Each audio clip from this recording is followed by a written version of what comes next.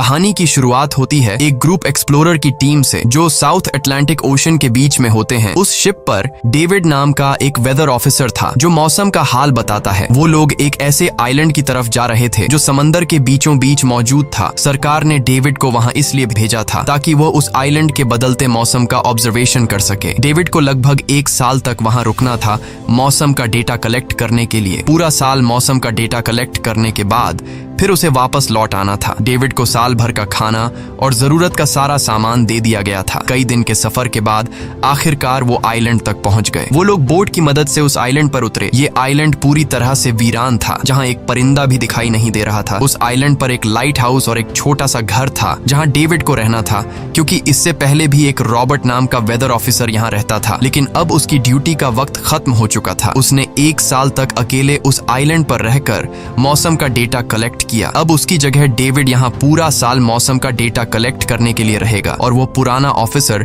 Robert ship के साथ वापस चला जाएगा। लेकिन जब पूरी टीम ने घर को विजिट किया तो वो हैरान रह गए, क्योंकि वहाँ किसी भी इंसान का नामो निशान नहीं था। कमरे के अंदर पुराने ऑफिसर का सारा सामान यहाँ वहाँ बिखरा पड़ा था। जिसके बाद कैप्टन और डेविड ने सोचा कि शायद लाइट हाउस में कोई हो सकता है। कैप्टन और डेविड बिना वक्त गंवाए लाइट हाउस की तरफ बढ़ते हैं और वो सब वहाँ एक अजीब नजारा देखते हैं। वो देखते हैं कि पूरा लाइट हाउस तेज और नुकीले लकड़ियों से घिरा हुआ था, जैसे किसी ने जानबूझकर उसे बंद कर दिया हो ताकि कोई भी अंदर न जा सके। जिसके बाद कैप्टन और डेविड ने लाइट हाउस का गेट कई बार नॉक किया, लेकिन अंदर से कोई रिस्पॉन्स नहीं मिला। आखिर में उन्होंने गेट को जोर से धक्का दिया और अंदर घुस गए। लाइट हाउस के अंदर उन्हें एक आदमी मिला जिसका नाम ग्रूनर था। जब उन्होंने ग्रूनर से पुराने वेदर ऑफिसर रॉबर्ट के बारे में पूछा तो उसने जवाब दिया कि वो तो मर गया है। वो समंदर की तरफ गया लेकिन दोबारा कभी लौटकर वापस नहीं आया। ग्रूनर की बातें सुनकर डेविड और कैप्टन दोनों चौंक गए। ये सब सुनने के बाद कैप्टन ने डेविड से कहा, अगर तुम अब भी चाहो तो हमारे साथ वापस चल सकते हो। लेकिन डेविड ने वापस जाने से इनकार कर दिया। डेविड ने सोचा अगर वो सरकार को उस आइलैंड का एक्यूरेट वेदर रिपोर्ट दे पाया तो उसे काफी मोटी रकम मिल सकती है। जिसके बाद कैप्टन ने उसे एक गन दी खुद की प्रोटेक्शन के लिए, और कैप्टन ने डेविड से कहा कि ये जगह मुझे सेफ नहीं दिखाई दे रही, अपना ख्याल रखना। इसके बाद उसे वहीं पर छोड़कर वो सब वापस चल दिए और अब ये दोबारा वापस 1 साल बाद आएंगे। कैप्टन के जाने के बाद डेविड ने घर को थोड़ा सेटल किया, रहने के काबिल बनाया। रात होने के बाद उसे ड्रॉर में एक डायरी मिली जो पुराने वेदर ऑफिसर रॉबर्ट की थी। उस डायरी में आइलैंड के बारे में बहुत कुछ लिखा था। डायरी में एक मिस्टीरियस क्रीचर के बारे में कुछ बातें लिखी गई थी, लेकिन सब कुछ साफ नहीं था। कुछ बातें अधूरी थी। डेविड हर लाइन को ध्यान से पढ़ता गया। उस डायरी में कुछ अजीब तरह के जानवरों के स्केचेस भी बने थे। डेविड को समझ नहीं आया उसने ऐसी पिक्चर्स क्यों बनाई थी। शायद वो अकेला था और टाइम पास के लिए ऐसा किया होगा। डायरी के एक पेज पर पुराने ऑफिसर के वाइफ की फोटो भी लगी थी। डेविड वह डायरी पढ़ते पढ़ते थक गया और धीरे धीरे उसकी आंख लग गई। अगली सुबह डेविड ने मौसम का डेटा कलेक्ट करना शुरू कर दिया, लेकिन समंदर के पास पहुंचते ही उसके कदम रुक गए। उसने देखा कि चट्टानों के बीच कुछ पत्थर अजीब तरीके से सजाए गए हैं और उनके बीच शेल्स रखे थे अजीब से पैटर्न में। डेविड ने सोचा शायद ये सब ग्रूनर ने किया है। वो ये सोचकर दोबारा अपने काम में लग गया। काम के दौरान जब उसने दूरबीन से लाइट हाउस की तरफ देखा तो उसे ग्रूनर के साथ एक और इंसान भी दिखाई दिया, लेकिन पलक झपकते ही वो गायब हो गया। डेविड ने दोबारा उसे देखने की कोशिश की, लेकिन फिर उसे लगा कि ये उसका वहम है। रात को डेविड अपने काम में बिजी था, तभी दरवाजे पर नॉक हुआ। उसे लगा कि शायद ये ग्रूनर है। डेविड ने उसका नाम पुकारा, लेकिन कोई जवाब नहीं मिला। हाथ में लैंप लेकर जैसे ही डेविड दरवाजे की तरफ बढ़ा तो उसके कानों में कुछ अजीब सी आवाजें गूंजने लगीं जो किसी इंसान की बिल्कुल भी नहीं थी। और फिर उसने देखा गेट के नीचे से किसी अजीबोगरीब क्रीचर का हाथ अंदर आने की कोशिश कर रहा है। वो इंसान का हाथ बिल्कुल भी नहीं था। ये देखकर डेविड के पांव तले जमीन ही खिसक गई। वो तुरंत बेसमेंट की तरफ भागा और वहां जाकर छुप गया। कुछ ही देर में वो मिस्टीरियस क्रीचर घर के अंदर घुस चुकी थी। वह छुप छुप कर डेविड को ढूंढ रही थी और डेविड बेसमेंट के एक छोटे से दरार से उसे देखने लगा। डेविड की हलचल से उस क्रीचर ने डेविड को देख लिया, जिसके बाद वो क्रीचर डेविड को मारने के लिए तेजी से उसकी तरफ भागा और दरार से उसे पकड़ने की कोशिश करने लगा। तो डेविड ने खुद को बचाने के लिए फौरन चाकू उठाकर उसकी आंख में दे मारा। वो क्रीचर चीख के भाग गई, लेकिन वो कभी भी वापस आ सकती थी। और डेविड के दिमाग में ये बात कंफर्म हो गई कि जो डायरी में क्रीचर के बारे में बात लिखी थी वह सच है। डर के मारे वो पूरी रात सो न सका। अगली सुबह जब डेविड घर से बाहर गया तो उसने रेत पर कुछ पैरों के निशान देखे जो किसी इंसान के बिल्कुल भी नहीं थे। वो निशान सीधे समंदर की तरफ जाकर खत्म हो गए थे। अब डेविड को सब समझ आ गया था कि क्यों ग्रूनर ने लाइट हाउस के चारों ओर नुकीली लकड़ियां लगाई हैं। अब डेविड जान गया कि अगर मैं इस घर में रहूंगा तो वो क्रीचर मुझे कभी भी मार सकते हैं। डर के मारे डेविड लाइट हाउस की तरफ दौड़ता है और ग्रूनर को चिल्लाकर कहता है, गेट गेट खोलो, मुझे अंदर आना है। लेकिन ग्रूनर उसे अंदर नहीं आने देता और कहता है तुझे शिप के साथ लौट जाना चाहिए था। डेविड निराश होकर वापस लौटता है क्योंकि क्रोनर उसे लाइट हाउस के करीब भी नहीं देखना चाहता था। वो उसके ऊपर पानी गिराकर उसे दूर जाने को कहता है। अब उसे खुद ही कुछ करना होगा। उसने घर की हर एक विंडो को लकड़ी से बंद कर दिया,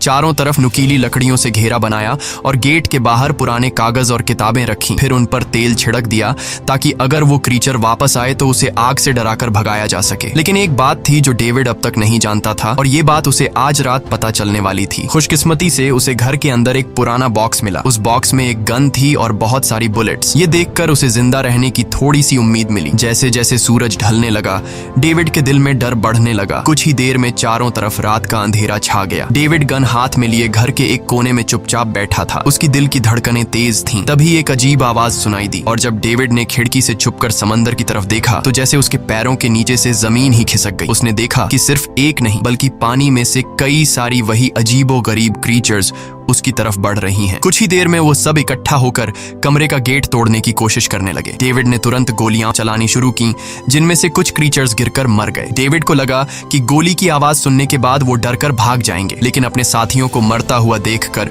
वो और भी ज्यादा गुस्सा हो गए। तब डेविड प्लान बी अपनाते हुए गेट के बाहर रखे कागजों और पुरानी किताबों को आग लगा देता है। आग देखकर वो क्रीचर्स डर के मारे वापस समंदर में लौट गए, लेकिन अब वही आग डेविड के घर तक पहुंच चुकी थी। घर के दरवाजे ने आग पकड़ ली और धीरे धीरे फैलने लगी क्योंकि पूरा घर लकड़ी का बना हुआ था। डेविड ने तुरंत एक चादर में खुद को लपेटकर अपनी जान बचाई और बाहर निकलकर लाइट हाउस के पास एक बड़े पत्थर के पीछे छुप गया। क्रीचर्स को शूट करते वक्त डेविड के हाथ में काफी गहरी चोट भी आई। तभी अचानक तेज बारिश शुरू हो गई। आग धीरे धीरे बुझने लगी, लेकिन पूरी रात की बारिश के बाद भी सुबह तक डेविड अपना घर नहीं बचा पाया। पूरा घर जलकर लगभग राख हो चुका था। अब अगर डेविड को जिंदा रहना है तो उसे लाइट हाउस में पनाह लेनी होगी। उसने अपनी राइफल उठाई और लाइट हाउस के पास के पत्थरों के बीच छुप गया और इंतजार करने लगा कि कब ग्रूनर पानी भरने आएगा। जब ग्रूनर पानी भरने के लिए लाइट हाउस से बाहर निकला तो डेविड उसके पीछे पीछे चल दिया, लेकिन तभी अचानक एक अजीब सा क्रीचर जो ग्रूनर के पास ही था उसने डेविड पर हमला कर दिया। लेकिन किसी तरह करके डेविड ने उसे काबू कर लिया। वह क्रीचर ग्रूनर का रक्षक था। जब वह उसे शूट करने वाला था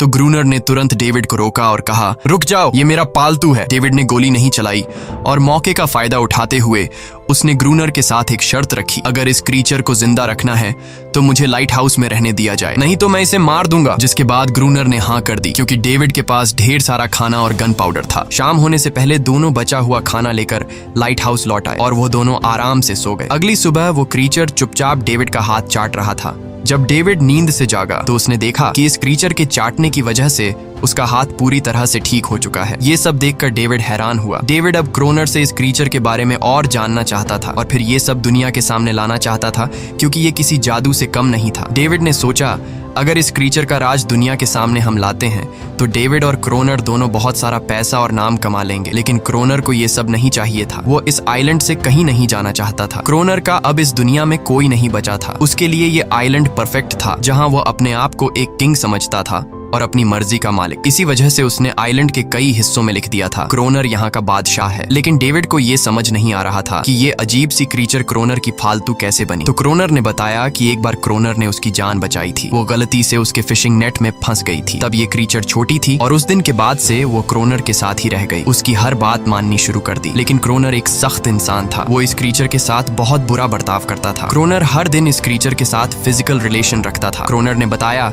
कि एक बार इस क्रीचर ने मुझ पर हमला भी किया था और उसके बदले में क्रोनर ने उसे ऐसी सजा दी कि उस सजा के बाद वो क्रीचर अपने आप को क्रोनर की गुलाम समझने लगी। और आप सब भी समझ गए होंगे कि हर रात वो क्रीचर समुद्र से बाहर क्यों आते हैं। वो सभी इसलिए आते हैं ताकि अपने साथी को क्रोनर से छुड़वाकर वापस ले जाए। लेकिन क्रोनर ऐसा नहीं होने देता। वो क्रीचर्स दिन के उजाले में अटैक नहीं कर सकते क्योंकि सूरज की रोशनी उनकी स्किन जला देती है। डेविड अब यहाँ और नहीं रहना चाहता था। वो किसी तरह से आइलैंड से अपनी जान छुड़ाना चाहता था। खैर, शाम होने लगी और क्रोनर ने उससे कहा, गन लेकर रेडी हो जाओ क्योंकि वो क्रीचर्स कभी भी हमला कर सकते हैं। वो लाइट हाउस की लाइट ऑन करने के लिए तैयार हो गए और कुछ ही देर में समुद्र से बड़ी संख्या में क्रीचर्स निकलकर बाहर आ गए। वो लाइट हाउस की तरफ बढ़ते जा रहे थे। क्रोनर उन पर लगातार फायर करता जा रहा था, लेकिन डेविड पूरी तरह से डर गया था। वो लाइट हाउस के अंदर की तरफ आने लगा। क्रोनर के बार बार कहने के बावजूद वो बस एक कोने में चुपचाप बैठा रहा और कुछ ही देर में डेविड बेहोश हो गया। क्रोनर पूरी रात अकेला इन क्रीचर्स से लड़ता रहा। अगली सुबह क्रोनर ने गुस्से में डेविड के मुंह पर पानी डालकर उसे उठाया और कहा, अगर तुम्हें जिंदा रहना है तो इनकी जान लेनी होगी, नहीं तो तुम्हें लाइट हाउस से निकाल निकाल दिया जाएगा और तुम्हें मेरी हर बात माननी होगी। रोजाना पानी भर कर लाना, लाइट हाउस के छोटे बड़े काम करना और रात को मेरे साथ गार्ड ड्यूटी भी करनी होगी। अब डेविड के पास दूसरा कोई ऑप्शन नहीं था। इसी वजह से ये सब करना उसकी मजबूरी बन गया। डेविड अब क्रोनर की हर बात मानने लगा, लेकिन एक चीज थी जो उसे बिल्कुल भी पसंद नहीं आई। वो ये थी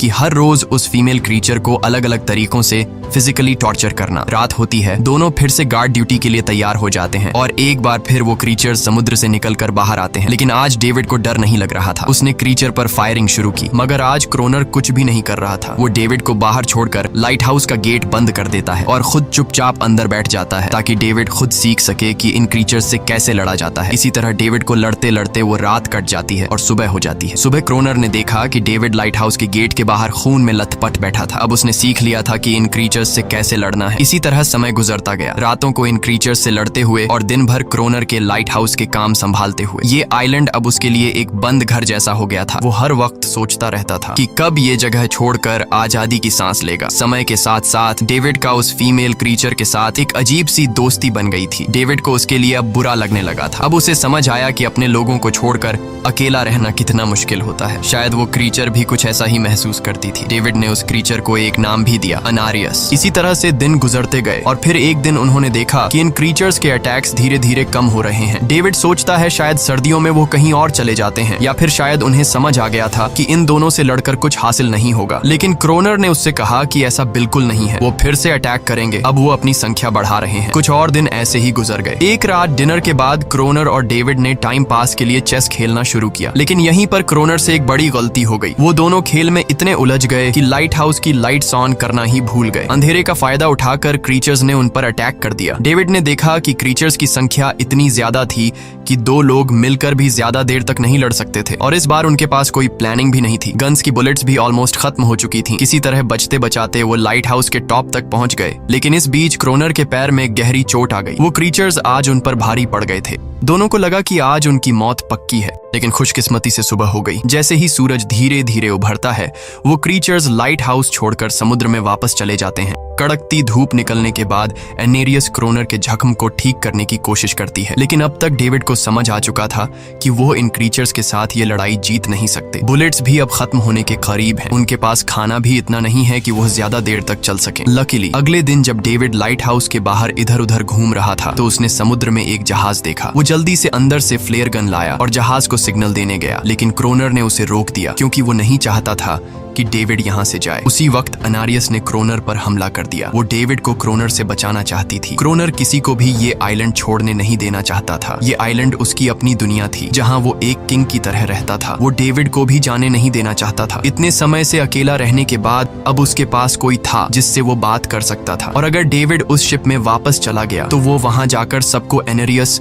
और उनके बारे में बता देगा। इसलिए अब डेविड यहाँ से नहीं जा सकता। धीरे धीरे वो शिप डेविड की आंखों के सामने समुद्र में गायब हो गई। अब उसके पास कुछ भी करने को नहीं था। कुछ और दिन ऐसे ही बीत गए। क्रोनर अब भी डेविड और अनारियस दोनों के साथ बुरा बर्ताव कर रहा था, लेकिन अनारियस को वो खास तौर पर मारता था, जो डेविड को बिल्कुल पसंद नहीं था। एक दिन डेविड ने अनारियस को एक छोटी टॉय बोट गिफ्ट में दी जो उसने किसी मछली की हड्डी से बनाई थी। लेकिन जब अनारियस ने उस बोट को देखा तो वो डेविड को आइलैंड के एक ऐसे कोने में ले गई जहाँ सचमुच एक असली बोट रखी थी। जब डेविड ने इस बोट के बारे में क्रोनर से पूछा तो उसने कहा हाँ, उसे पहले से पता था कि आइलैंड के इस हिस्से में एक बोट है। क्रोनर कहता है कि कुछ लोग इस आइलैंड तक बोट के जरिए अपनी जान बचाने आए थे, लेकिन सुबह होने से पहले उनमें से कोई भी जिंदा नहीं बचा। सबको इन क्रीचर्स ने मार दिया। वो सब शिप में गोला बारूद ले जा रहे थे, लेकिन समुद्र में आए तूफान की वजह से उनका शिप इसी आइलैंड के पास डूब गया। ये सब सुनते ही डेविड के दिमाग में एक आइडिया आया। उनके पास एक डाइविंग सूट जैसा कुछ था। डेविड ने कहा कि अगर हम दोनों में से कोई उस सूट को पहनकर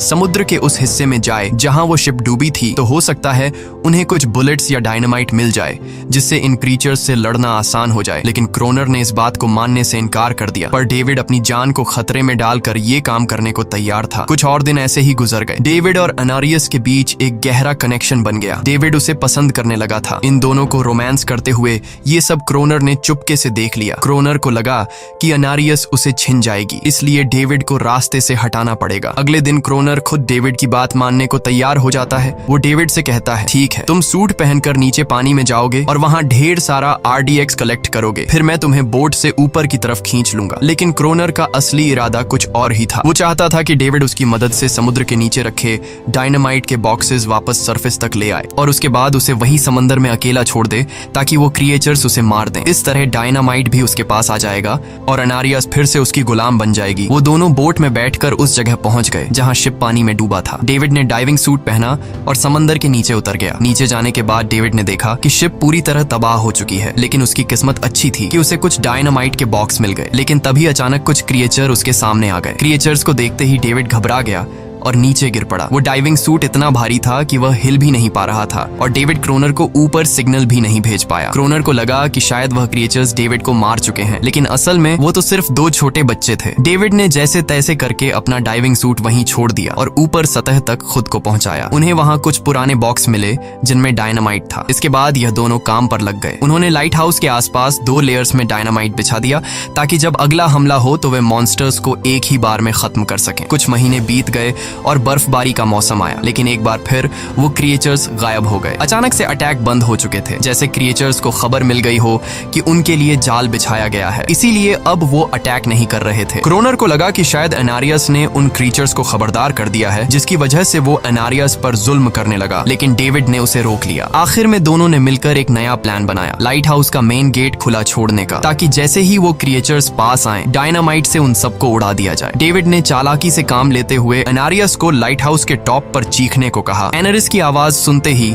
सभी क्रिएचर्स गुस्से से भड़क उठे। क्रिएचर्स ने जब देखा कि लाइट हाउस का मेन गेट खुला हुआ है तो उन्हें लगा कि यह अच्छा मौका है अनारियस को छुड़ाने का, लेकिन असल में यह उनके लिए एक चाल थी। कुछ ही देर में वह क्रिएचर समंदर से बाहर निकलने लगे। वे सीधे मेन गेट की तरफ बढ़े और अंदर घुसते ही डेविड पर हमला कर दिया। डेविड भी हिम्मत दिखाता है और क्रिएचर से जान छुड़ा लेता है। जैसे ही वे सभी क्रिएचर लाइट हाउस के पास पहुंच जाते हैं तो क्रोनर डायनामाइट का लीवर दबा देता है, लेकिन ब्लास्ट नहीं होता। असल में डेविड ने उसका कनेक्शन खोल दिया था और क्रोनर उसे दोबारा लगाना भूल गया था। डेविड तुरंत ऊपर भागता है और डायनामाइट का वायर जोड़ना शुरू करता है। तब तक वो क्रिएचर्स लाइट हाउस पर चढ़ने की कोशिश कर रहे होते हैं, जिन्हें सिर्फ अकेला क्रोनर रोकता है। जैसे ही कनेक्शन पूरा होता है डेविड पहला लेयर उड़ा देता है, जिससे कई क्रिएचर्स ब्लास्ट में खत्म हो जाते हैं, लेकिन अभी भी काफी मॉन्स्टर्स लाइट हाउस पर हमला करने के लिए तैयार होते हैं। इस वजह से क्रोनर दूसरा लेयर भी ब्लास्ट कर देता है। दोनों उस जोरदार धमाके में बेहोश हो जाते हैं। अगली सुबह जब दोनों होश में आए तो उन्होंने देखा कि एनरियस वहां नहीं थी। ब्लास्ट में चारों तरफ मरे हुए क्रिएचर्स पड़े थे। क्रोनर उन सबको मार रहा था जो जख्मी हालत में जिंदा बचे थे। तभी डेविड की नजर उनमें से एक के गले में लटके एक नेकलेस पर पड़ी। उस क्रिएचर को तड़पता हुआ देखकर डेविड को उस पर तरस आ जाता है और उसे अपनी गलती का एहसास हो जाता है। जिन क्रिएचर्स को वह अब तक खूंखार समझते आए थे वो भी इंसानों की तरह थे, सिर्फ बोल नहीं सकते थे। लेकिन क्रोनर के लिए यह सब बेकार बातें थी। उस दिन के बाद वह क्रिएचर्स फिर कभी अटैक नहीं कर पाए, लेकिन हर दिन समंदर के किनारे से रोने की आवाजें आती थीं। डेविड को अब तक नहीं पता था कि उन्होंने कितना बड़ा नुकसान कर दिया था, कितनी फैमिली टूट गई, कितने बच्चों ने अपने लोग खो दिए, सिर्फ एक गलतफहमी की वजह से। अगले दिन डेविड ने समंदर में उन क्रिएचर्स के कुछ छोटे छोटे बच्चों को देखा, वो सब जिन्होंने अपने परिवार खो दिए थे। डेविड ने पत्थरों का एक गोल सर्कल बनाया और उसके बीच में वह छोटी टॉय बोट रख दी ताकि एनरिस उसे देखकर वापस लौट आए। डेविड ने कई घंटे इंतजार किया, लेकिन एनरिस कभी वापस नहीं आई। सुबह नींद से जागने के बाद डेविड ने देखा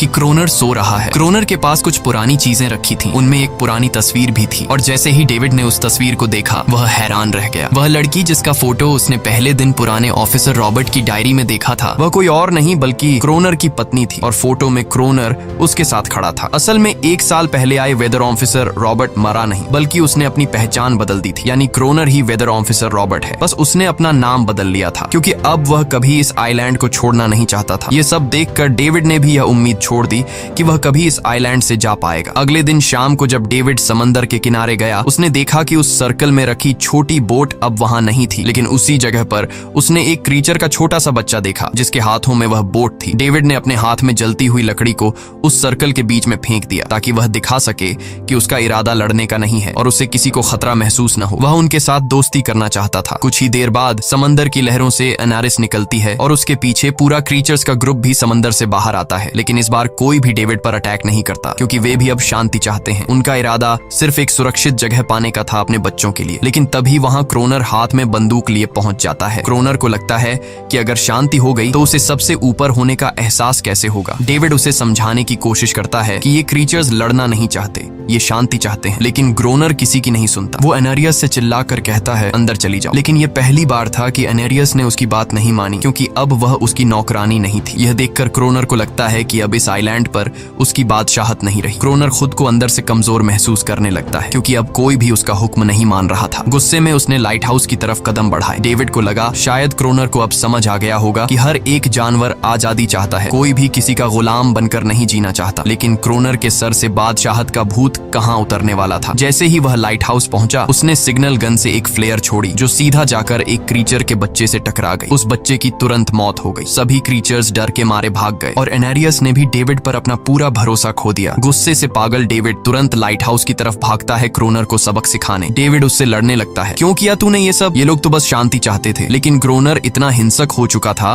कि उसने डेविड को मारने का फैसला कर लिया। वह हाथ में लोहे का रॉड लेकर जैसे ही डेविड पर वार करने जा रहा था, डेविड ने उसे उसके असली नाम से पुकारा और कहा, रुक जाओ रॉबर्ट, तुम खूनी नहीं हो। ये सुनकर क्रोनर एकदम रुक गया। असल में रॉबर्ट ऐसा इंसान कभी था ही नहीं। इस आइलैंड पर आने के बाद अकेले रहने की वजह से उसकी मेंटल हेल्थ बिगड़ चुकी थी। अकेलापन, अपनी पत्नी की मौत और गहरा डिप्रेशन, इन सब ने उसे ऐसा बना दिया था। वह असल में कोई किलर नहीं था, वह एक अच्छा इंसान था। क्रोनर को एहसास हुआ कि ये क्रीचर्स कभी लड़ना नहीं चाहते थे, वे बस शांति चाहते थे। क्रोनर ने उन्हें सिर्फ इसलिए मारा ताकि वह खुद को पावरफुल दिखा सके। और अब क्रोनर को अपनी गलती का एहसास हो चुका था, इसीलिए उसने खुद को उन क्रीचर्स के सामने सरेंडर कर दिया और कुछ ही पलों में उन्होंने उसे मार दिया। डेविड लाइट हाउस के अंदर खुद को लॉक कर लेता है। समय ऐसे ही बीतता चला जाता है और 1 साल बाद आइलैंड पर एक गवर्नमेंट अफसर आता है, साथ में एक नया वेदर ऑफिसर भी होता है। अब नए गवर्नमेंट अफसर ने इस आइलैंड पर वेदर मॉनिटर की ड्यूटी करनी थी। जब कैप्टन पिछले अफसर के बारे में डेविड से पूछता है तो डेविड भी वही बात करता है कि वह पानी की तरफ गया था लेकिन कभी वापस नहीं आया। और वेदर ऑफिसर को भी लगता है कि डेविड ही क्रोनर है। डेविड ने भी उनकी इस गलतफहमी को ठीक नहीं किया। वह चुपचाप बालकनी पर गया